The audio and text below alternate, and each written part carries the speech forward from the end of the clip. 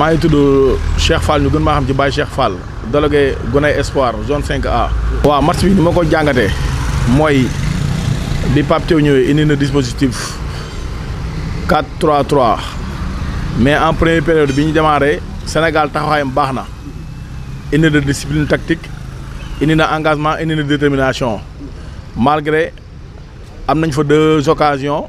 le premier mooy bu Jackson bi mu dóor mu reposé ci poteau bi dal ci tànku Magnan malheureusement duggul deuxième bi moom mooy bi nga xam ne Ismaïla Sarr am na ko boobu nga xam ne moom day teg tànkam rek wala mu delloo ko à gauche mu dugg mais malheureusement deful loolu dafa teg tànkam rebond bi ñëw bal bi dem fil en haut mu dem ci kaw balle transversale bi waaw match bi moom première période mënoon nañu cee am dara même un minimum mënoon nañoo am benn bii mënoon nañu ko marqué ndax malgré France ñoo yor possession de balle bi mais suñ taxawaay baaxoon na baax boo xam ne France mënuloon am dara si côté suñ défense bi baax na milieu bi taxawaay bi yëpp baax na. waaw 11 de départ yi moom man am naa ci mot à dire comme ni ñu koy waxee rek ñëpp ñu ngi koy wax mais ku ci mel ne un certain Koulibaly ak Gana Gueye malgré ce sont des figures emblématiques ci équipe bi mais match bi du woon yoon ñu joué ko ndax coupe du monde la France la ñuy dajal parmi les meilleures équipes nationales du monde waaw parmi les meilleurs joueurs tamit ndax boo gisee Kylian Mbappé fa la nekk Désiré Doué Dembélé Olise loolu rek boo fa yemoon c'est autre chose waaw comme da ngay am adversaire de taille nag mënoon nga indi même bu ñu ay boy ñi nga xam ne pare nañ physiquement ndax joueur mënut a toog 2 mois sans jouer bëgg a apte ci match bu toll noonu match d'ouverture coupe du monde sa premier match nga xam ne da nga war a ñëw même bu duloon sax 1 point moo gën nga jël ci 0 point. waaw man moom classement bi su ma doon départ loo moom du ma départ loo Koulibaly du ma départ loo Gana non loo tax loolu mais coach bi dafa def ay choix am jël na 26 jours te biñ ko laaj ay choix am yi tamit am na fu mu ko teg bi mu ko tegee foofu nag ci 26 jours yi am na ñoo xam ne tey jii biñ gëjee joué yàgg na seen indiscipline bi yàgg na te xam nañu joueur bu compétirul mu tey mag joueur bu compétir lii c'est le haut niveau moo tax ndax tey jii ku ci mel ne Pathé Ciss boo ko jëloon ci à la place de Gana Mamadou Sarr malgré tamit moom gëj na joué ndax boo gisee fin saison bi ak match Chelsea mu def mais comme ñëw na tamit te xale te am na lu ma ne woon nga indi ko comme yaa ko jël ba pare nga joué loo ko moo gën nga bañ ko joué loo. non man loolu laa jàpp xamal tax man loolu laa jàpp ndax boo gisee en première période France moo yor possession de balle mais individuellement dañoo amoon ay lacunes mënuñu retrouver wu ndax xam nañ joueurs yi France ay sportif lañ xam nañ joueurs yi ay joueurs yu baax lañ ñun moom première période bi nekkoon nañ ci mais boo gisee biñ demee ci noppalu gi Deschamps dafa jouer tactique te loolu moom moo ci sut Pape Thiaw ndax moo ko njëkk a football c'est un joueur emblématique dafa demoon ko ay preuve am en tant que joueur nekk na champion du monde en tant que entraîneur tamit wane na ay preuve am jaar na Juventus jëlee ko D3 yëgalaat ko première division en plus jël na coupe du monde et cetera am na expérience ndax boo gisee bi ñu ñëwaatee ci noppalu gi dafa changé indi Olise ci milieu bi yóbbu Dembélé côté gauche bi ñu joué à la 55 minutes France am na fa 2 temps forts mooy passe Olise bi mu jox Mbappé def ko face à face door Mendy génn ko ak beneen bi mu joxaat Mbappé téye bal bi baaxul bal bi romb foofu la commencé équipe Sénégal commencé am flottement milieu bi dagg bi milieu bi daggee si lañ si biir mais instant boobu nag Pape Thiaw dafa def erreur malgré démarré na 11 yi defoon premier mi-temps bu baax mais ba nga gisee flottement bi xam nga ay failles am na da nga war a def indi 109 man dama gisoon waxuma sax benn changement dafa indi woon 3 changements la waroon indi 109 di joueurs yoo xam ne dañuy ñëw ak 109 ba mën a contrer France seen temps fort. non man moom Ismaïla Sarr man dama ko yàgg a wax man Ismaïla Sarr depuis bi ma koy suivre yàgg na bi muy jugee Ndar di dem na génération foot laa koy suivre c'est un joueur très talentueux te xam naa ni équipe nationale bii ñu nekk amul ku ko ci ëpp talent man dama ko yàgg wax ne man dama leen Ismaïla Sarr pour man day téye boppam mais bu nangoo jouer équipe bi gisuma ko joueur bu ko ci dàq football ndax il est tranchant mën na daw très techniquement il est très bon ndax da koo wane fii ba pare xam nga équipe am na yaa des binationaux yoo xam ne France lañ juddoo màgga fa def fi seen lépp mais Ismaïla Sarr moom dafa ñëw fii ci local bi wane fi ay preuve ba dem wane ko ci am ay club européen bërki dem moo Njaay moo nekk conférence ligue bi ñoom ñoo ko jël yooyu yëpp daf ciy joué moo tax Ismaïla Sarr c'est un joueur très talentueux mais moom tamit li mu mën pour man ëpp na lii pour man li mu mën ba léegi wane gu ko équipe nationale waaw mais occasion boobu mu rate tamit man du ma ko baal c'est un joueur classe mondiale lii coupe du monde la bal boobu da koy dugal waru ko rate mais nag football tamit moog looloo ànd football kii joué mooy rate occasion kii joué moo doon occasion ndax occasion moom ñëpp a ko def ndax joueur tamit moo ne ci terrain bi xamoo xelam lu muy xalaat bi action bi ñëwee ak yooyu yow mi toog nag mën nga wax ni de bon sens mënoon naa def nii mais tamit football dafa bari ay aléa moo tax tamit mën nañu ko jégal mais prochainement bu ko amaatee gëm naa du ko raté. non Aliou Pape Thiaw loolu lañ ko blâmé mooy forum moo doon changement yi mais keroog daa loupé keroog changement yi dafa yeex ndax boo xoolee température bi ñu joué dafa tàng mais bi ñu dem pause fraîcheur wala avant pause fraîcheur waroon def changement ndax France bi mu duggee ci match bi am 2 occasions yooyu Rabiot un certain Rabiot gis nga mu liggéey dafa jël suñu milieu bi da ko jël en main bal bu ñëw da koy récupérer bu defee duel ak Lamine Camara da koy coup de pôle di récupérer bal bi dem boo gisee Rabiot bal yëpp moo ko doon ñël di ko yóbbu en même temps Olise tamit ñëwaat nekk ci match bi bal yëpp ci moom lay jaar même boo gisee bii bi gis nga ko dafa jël jox Koundé delloo ko mu xàcc miimee taxaw bi mu miimee Dembélé mi ngi génn Gana jàpp na ni Dembélé lay passe mu xaw a def wàññi foofu Njaxate moom tamit mi ngi joxoon ñaan marqué leen Dembélé mais Olise c'est un très excellent joueur moo tax gis nga Mbappé tamit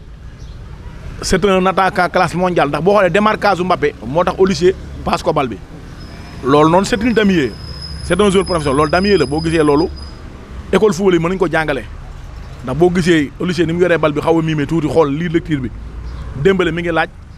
mais Mbappé bi mu démarré ko Njaxate bàyyi couloir espace boobu ci la jaarale bal bi Mbappé du ko raté ndax am na ko fa amaat ko fa tey tamit critique yi bari woon na ci moom fan yii yëpp gëj na dugal en équipe nationale. mais bii ni mu demee mooy li may wax rek ndax équipe am na fu muy toll ndax bi ñu mënee 2-0 indi na 109 ku ci mel ne un gosse Ibrahima Mbaye wane la boppam te man kooku dama ko yàgg wax depuis CAN ba man bu ma doon coach bi même CAN bi am na match yoo xam da ko war a titulaire ndax joueur mënul heure bu duggee def différence kooku noonu heure am dafa war a sonné man ci li ma jàpp heure am dafa war a sonné en écho camp dafa war a joué yàlla dem nañ ba jël CAN bi loolu amul mais comme ñëwaat na tamit malgré moom tamit il n'est pas titulaire au Paris Saint-Germain mais tamit il a des qualités te xale la te il a soif tamit ndax am na ay coéquipiers yu nekk foofu parisien ku mel ne Dembélé ku mel ne Doué et cetera yooyu yëpp dañuy bëgg di wane seen bopp waaw bi mu duggee réduire na score bi mais da gis nga tamit français yi ni ñu joué amaan nañu feneen bal Parecis dugg na instant boobu remplaçant yi mënu ma leen blâmer ndax bi ñu duggee tamit pour ñu retrouver wu du yomb la ci Ibrahima Mbaye am Habib Diarra amu ko Parecis amu ko ndax boo gisee action bi Parecis mënoon na def faute au départ jël carton comme ni ma ko waxee keroog ndax équipe match bi serré boo xam ne amuñu benn joueur averti kon xam nga ne engagement bi des na te football moom nee naa leen 11 la mais am nañu ne ci banc bi même buñ la rougé tamit dañuy dugal keneen mu joué rek mais football amul éviter boo waree def foot da ngay def foot gis nga un joueur comme Pedri c'est un joueur très classe mondiale mais bu jaree mu jàppale day langaamu keroog match RDC bi def na ko waa ji mi ngi def compte mais dafa langaamu am foot am zone mais moo gën ngaa encaissé bi non Sénégal am na équipe pour jouer les premiers rôles à la coupe du monde am na ko je pèse bien mes mots am na équipe bam ndax boo xoolee suñu rencontre bi ak France bi match bi démarré ñu bari niñ yaakaaroon noonu lay demewul noonu malgré nag ay défaillance tactique ak manque d'expérience de l'entraîneur loolu day am loolu dañ koy nangul tamit day am erreur bu amul rectification da am mais dañuy ñaan yàlla erreur boobu mu yem foofu te match contre France bi mu nekk match boo xam ne mooy suñu match boo xam ne ci la ñuy rectifier lépp comme ni Argentine defoon ak Arabie Saoudite coupe du monde bi passé am revers 0-1 Arabie Saoudite gagné leen mais gis nga après dañ ciy jël ay leçons mais équipe bu moom am na ay potentiel yu mën a dem ba final coupe du monde wala ba jël ko am na ko on a doy potentiel mais nag li ma yàgg a wax football amul sentiment les hommes qu'il faut à la place qu'il faut loolu mooy yoon football amul sentiment football dafa fiir amul kii sama xarit la amul kii sama doom la amul ñi ko mérité nañ ko jouer ku sonn génn ko dugal keneen ndax football lépp ci ay texte lañ ko teg changement am na comme pause fraîcheur am na sax ndax tàngaay bi kon changement am na sa jour bu la nee ba xam ne moom mënatul boo xaar mu la koy wax. tàngaay bu du lay mais maa ko waxee noonu mais man tamit dafa am benn point d'interrogation tamit bu ma bëgg a dugal mooy staff bi tamit ndax tamit lépp ñu naan Pape Thiaw mais pour man affaire bi staff la travail staff la ndax da ngay gis pensaay match day dëgër coach bi ñëw toog ci adjoint yi ñu toog waxtaan kii mën a ku nekk wax rectifier mais keroog moom dañoo passé à côté staff bi yëpp dañoo passé à côté changement yi yéex dañ ci passé à côté pour man tamit li départ leneen moo naa gën fuuf lu ko départ loo. non premier faille bi ci coaching bi la deuxième faille bi tamit joueurs yi sonn nañ te xam nga instant yi fin saison bi y a beaucoup de joueurs sénégalais yoo xam ne joué duñ seen club Pape Gueye loolu da ci feeñ moom ndax Pape Gueye moo doon suñu meilleur homme ci CAN bi moo doon suñu meilleur homme c'est un gosse très talentueux mais gis nga keroog il a perdu beaucoup de ballons keroog te loolu tamit li koy waral mooy li may wax rek mooy am na fu muy toll da ngay def ay changement jour da ciy nekk tey suba du ci nekk loolu day am ndax boo gisee Didier Deschamps coupe du monde bi passé def na changement premier mi-temps boo ko fàttali ko fàtte naa ban match la mais Didier Deschamps coupe du monde bi passé def na changement premier mi-temps te loolu moo ko waral ki nga fi teg li mu la def li mu la jox bu la doyul da nga koy gën a teg keneen balaa leen di ci nekk. non ça dépend bu nekkee ñi ngi gagné France di gagné mën nañ dajewaat yàlla nañ daje final coupe du monde mais xam naa ne bu ñu dajootee France du demee nii mu demee man j'en suis sûr et certain bu ñu dajaatee France du demee nii mu demee France am na équipe bu baax am na entraîneur bu baax te travail bi dafa yàgg ndax boo gisee Guy Stéphane ak Deschamps seen liggéey dafa yàgg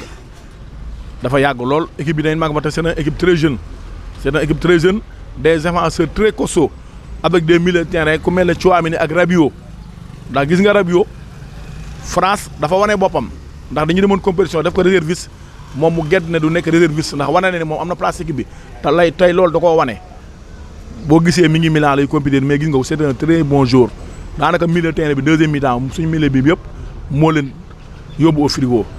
bal yëpp moo koy jël di ko yóbbu te il joue très bien ballon au pied. joueurs yi moom yaakaar naa amul message bu ñu leen lancé ñoom joueurs yi xam nañ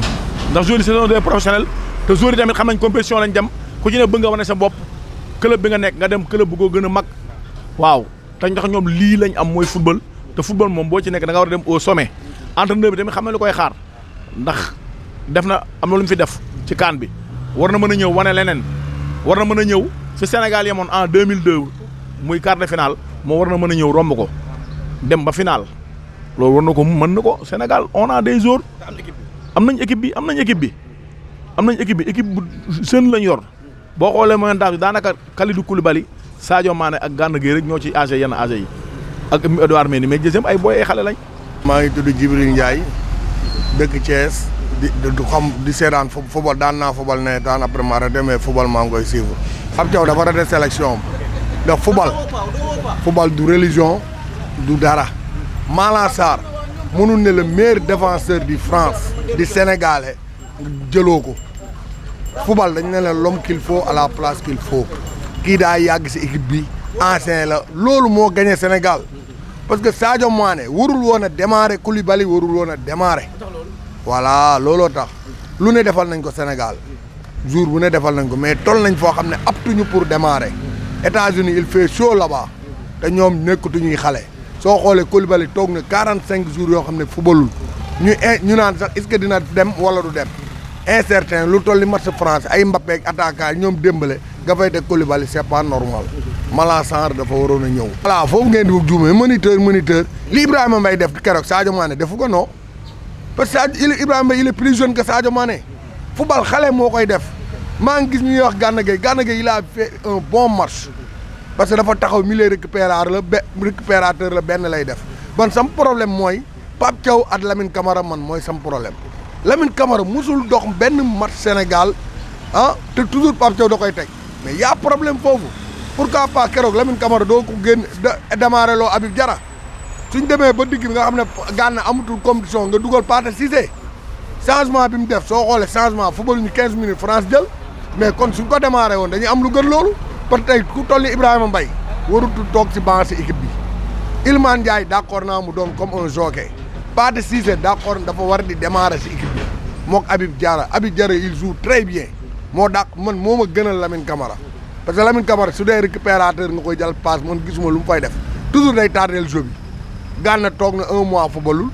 sonn na dama koy génne deuxième mi-temps dugal Pathé Cissé indiwaat 109 génne Sadio Mané dugal Ibrahima Mbaye génne Lamine Camara dugal Habib Diarra nga football xoolaat parce que comme yow li nga def réussir nga ko premier mi-temps même bilaa Ismaïla Sarr di génn Sadio Mané waroon a njëkk a génn yooyu ñu war a dugal te dugaluñu ko football loolu a yàgg na si man occasion buñ dugalul du ma si débat si lu may débat si taxawaayu joueurs yi si 45 minutes yu njëkk yi mais tey Ibrahima Jacob li mu def mënu si dara mais Jacob kay li mu def contrôlé na njëkkante na ak défenseur kon na jot na bal bi door na ko si poto bi kooku li mu mën la def Ibrahima Ismaïla Sarr moom képp kuy sénégalais dugal lu gën a jafe moo gën a dugal ko lu yomb man Ismaïla Sarr lu mu def rek du ma bett su dugalee baax na su dugalul baax na parce que moom raté si moom la fekk baax nekkul joueur boo xam ne moom day dugal du attaquant boo xam day dugal mën na def ay centre mën na def affaire mais pour mu dugal yombu ko. ci lu métti lañ jëm ndax Norvège équipe bu baax la mais at Iran at meilleur troisième il paraît que day dem mais nañ góorgóorluwaat defaraat taxawaay bi sa waay jëlaat nag ay décisions yi mooy ay Koulibaly Sadio Mané mu leen di wàcc ci banc bi dugal ay 109 Koulibaly Sadio Mané Gana Gueye relève la Cheikhou Kouyaté ab relève la woon daa am lu ñu fi fekkoon mais biñ leen fekkee biñ ci tollee dañ see nekk mais ñii ñoom it jeexal nañ Sadio Mané nee na la bii mooy dernier mondial am dernière coupe d'Afrique am kon kay wane na ne jeexal na. déggul ma la faay bi man man jàpp ma ni faay bi fatigue question de fatigue la parce que Koulibaly dem da ba aptatul militaire bi Sénégal moomoon dem Gana yi day bàyyi ndax daa gëj a fubal militaire bi Sénégal bi moomoon mujj gi moomatuñ ko léegi loolu muy ni faay bi soo xoolee bi di Mbappé dugal c'est des buts de professionnel benn passe boo xam ne suñu acheteur moo waroon couverture bi baaxul mais fañ def bal ba ku mënul fubal du def foofu ay but yu mag la France dugal ay bitu expérience la France dugaluñu ay bitu maa ñàkk man nag dara bettu ma si parce que man dama amoon siyaate boo xam ne suñuy défenseurs yi ma gis mënuñoo marqué attaquant France ba match bi jeex luñ dugal mënul ne ñu ngi koy tëggaleeg par rapport ak de 2002 bokkul 2002 meilleure équipe lañ amoon ay xale ay ndaw ñu taxaw dëggal seen bopp non mais soo xoo am nay xale mais am na si ñoo xam ne fi xale ya newoon fi mu ne fii maga fa ne Koulibaly yàllaa ko sàmm rek keroog mais su militaire bi Pape Thiaw ni ko gonflé wul woon gisoo bi mu bàyyee ko deuxième mi-temps dafa faayi daa leer nañ Koulibaly warutul kuy démarrer suñu équipe ngir yàllaa gi yónent nañ bàyyi ay diw Sénégal yi ñoo war a bàyyi ay diw bañ ko woowee ñëw fubal amul loolu fubal xamul lu mu am ki si nekk jël ko mu fubal amul rak amul mag ki nekk toujours en forme jël ko munoo sélectionner équipe nationale boolewu si Malang Sarr du xam-xam def lu la neex la rek at su loo xam ne quelques populations sénégalais bëgg nañ ko mais loolu nit da ngay jël l'homme qu'il faut à la place qu'il faut meilleur défenseur équipe type France ki si bokk da nga ko war a jël su dee da ngay dem mondial des grandes compétitions demuñu coupe d'Afrique équipe bi amoon nay failles yu bari mais ñun actuellement en Afrique c'est les meilleures équipes en Afrique léegi nag sooy dem mondial da ngay renforcer mais Malang Sarr moom suñ génnee si mondial lu mu woote na ko woo mu ñëw. fi mu ne ñun ñëpp ay sénégalais lañ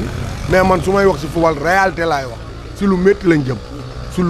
jëm métti boobu nag mooy defaruwaat parce que France soo gisee 2002 looloo ko essayé premier match bi mu perte léegi nag expérience mooy footballaat match yi des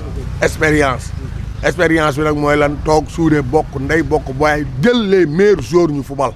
ñu bàyyi ay complexé Sadio Mané 15 minutes rek doy na si deuxième mi-temps moom moo ne dinañ lay bàyyi kon kay xam ne moom il est âgé te am nga ñu mel ni ñoom dañuy xale doo leen essayé soo leen Ibrahima Mbaye moom nekkutul kuy toog ba nekkatu ko parce que wane na boppam depuis Coupe d'Afrique ba tey bu ñu ko bokkul nekkutul jockey il joue des grands clubs il joue Paris Saint-Germain mu lay football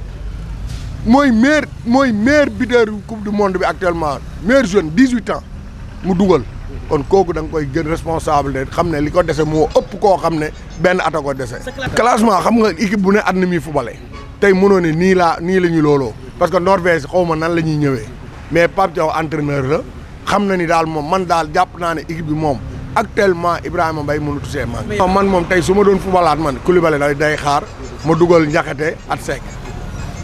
Crépin at Malick Diouf c'est bon d'accord naa mais si digg bi Gana laa fay teg Habib Diarra laa fay teg Ibrahima Mbaye excentré Ismaïla Sarr te nga teg suñ booy attaquant bi ñu fubal deuxième mi-temps nga xool loolu daal laa